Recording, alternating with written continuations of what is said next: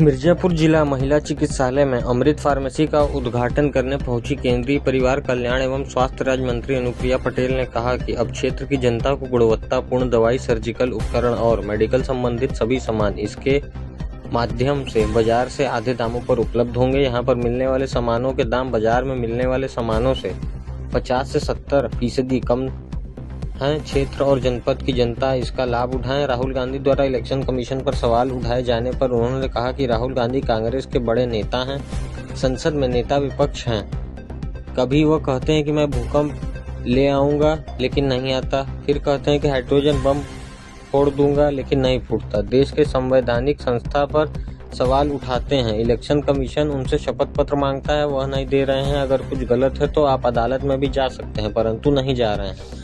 वह सिर्फ और सिर्फ सवाल उठा रहे हैं। केवल मन माने आरोप लगाने से काम नहीं चलेगा। देश की जनता राहुल गांधी के बहकावे में आने वाली नहीं है। मैं उन्हें सिर्फ इतना सलाह देना चाहती हूं कि नेता विपक्ष को थोड़ा जिम्मेदारी से बात करनी चाहिए। मिर्जापुर केंद्रीय राज्य मंत्री और सांसद अनुप्रिया पटेल ने कांग्रेस नेता राहुल गांधी पर हमला बोलते हुए कहा कि वह कभी कहते हैं कि भूकंप आएगा, नहीं आया, फिर कहे कि हाइड्रोजन बम फूटेगा, नहीं फूटा। सिर्फ बगैर किसी सबूत के संवैधानिक संस्था पर आरोप लगाते हैं और भाग जाते हैं। देश की जनता उनके बहकावे में आने वाली नहीं है। मैं नेता विपक्ष से बस इतना कहना चाहूंगी कि वो अपने पद की गरिमा को देखते हुए थोड़ा जिम्मेदारी से बात करें। मिर्जापुर से अतुल धनराज की रिपोर्ट। जो उद्देश्य है इस श्लोक का अर्थ है कि न मुझे स्वर्ग की इच्छा है, न राज्य की इच्छा है। जनपद मिर्जापुर में अमृत फार्मेसी के शुभारंभ के अवसर पर इस मंच पर विराजमान हमारी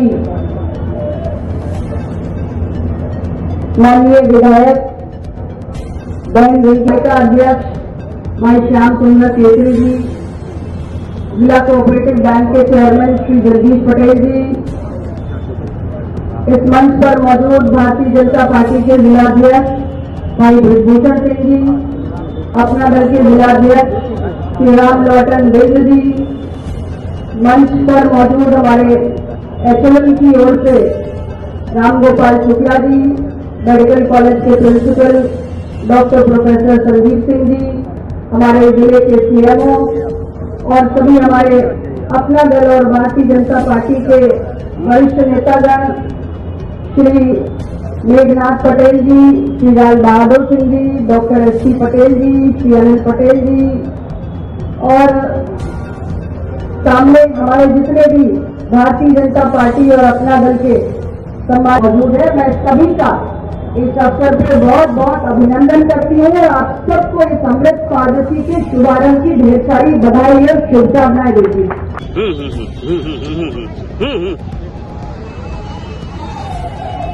पूरा पूरा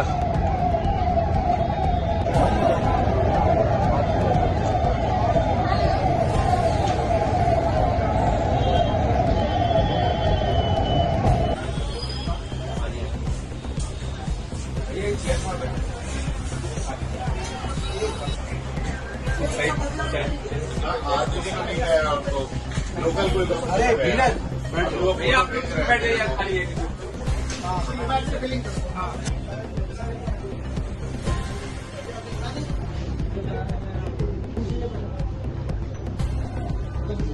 ठीक।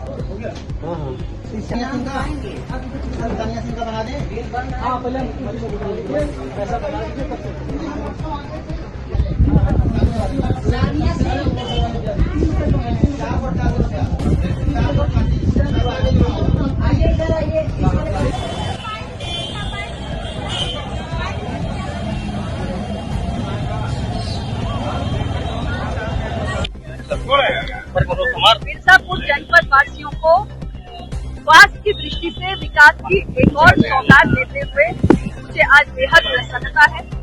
आज हमारे जनपद में अमृत फार्मेसी जिला अस्पताल में बनकर तैयार है। अमृत फार्मेसी सिर्फ एक दवा का केंद्र नहीं है, बल्कि किफायती स्वास्थ्य सेवा की दिशा में एक बहुत बड़ा ठोस कदम है। जनपद वासियों को बताते हुए मुझे बेहद खुशी है कि इस अमृत फार्मेसी में 6,500 किस्म के गंभीर रोग जैसे हृदय के रोग, किडनी के रोग, डायबिटीज, हाई ब्लड प्रेशर और तमाम किस्म के गंभीर रोगों की और तमाम किस्म के सर्जिकल उपकरण और मेडिकल उपयोग में आने वाले इम्प्लांट्स, ये 6,500 किस्म यहाँ पर उपलब्ध रहेंगी। ये फार्मेसी 24 घंटे जनता की सेवा में संचालित रहेगी और सबसे बड़ी बात, आम जनमानस के दवाओं, इम्प्लांट्स और सर्जिकल उपकरण पे होने वाले खर्च में इस अमृत फार्मेसी के माध्यम से बहुत बड़ी कटौती होने जा रही है। यहाँ पर मिलने वाले उत्पाद खुले बाजार में मिलने वाली दवाओं, इम्प्लांट्स और सर्जिकल उपकरण से क्वालिटी में कहीं कम नहीं है। ब्रांडेड चीजें आपको यहाँ मिलेंगी और दाम 50% से लेकर 70% तक ओपन मार्केट से कम दाम पर आपको दवाएं मिलेंगी। तो जनपद वासी इस सुविधा का लाभ उठाएं। आप सबको पुनः बहुत बहुत बधाई। राहुल गांधी लगातार सारे वोट चोरी को लेकर वो प्रेजेंटेशन दे रहे हैं। ये हम की स्थिति हुई है, क्या चुनाव आयोग को इसकी जांच करके करना चाहिए? देखिए ऐसा है, राहुल गांधी जी कांग्रेस पार्टी के सीनियर नेता है, लोकसभा में लीडर ऑफ ऑपोजिशन है और लगातार गैर जिम्मेदाराना बयान देते हैं। हर बार कहते हैं, कभी कहते हैं कि मैं भूकंप ले आऊंगा, भूकंप नहीं आता। कभी कहते हैं मैं हाइड्रोजन बॉम्ब फोड़ दूंगा, वो भी नहीं फूटता।